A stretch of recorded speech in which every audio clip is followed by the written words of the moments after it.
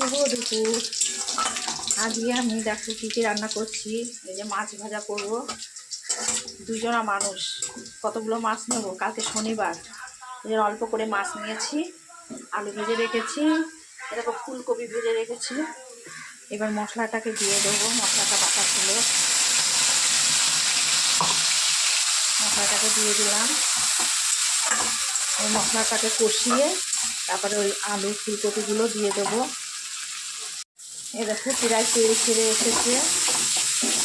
এবার আমি ফুলকপি আলু দিয়ে দেবো।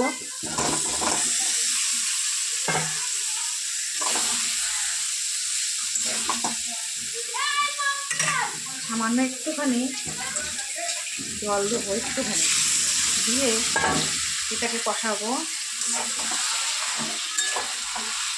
এক হাতে ক্যামেরা ধরে না মানে পারা যায় না।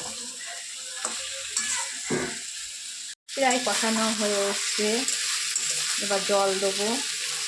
আমি না পাকা লঙ্কা মানে কাঁচা লঙ্কা দিয়ে তরকারি রান্না করি, কারণ পেটও ভালো থাকে। শুকনো লঙ্কা বেশি খাই না। এবার তরকারিতে জল দেবো, আর একটু জল দিয়ে ব্যাস, আর জল দেব না।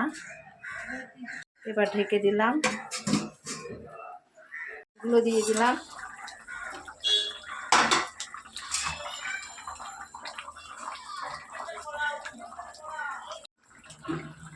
এবার তরকারিটা হয়ে এলো, এবার নামাবো।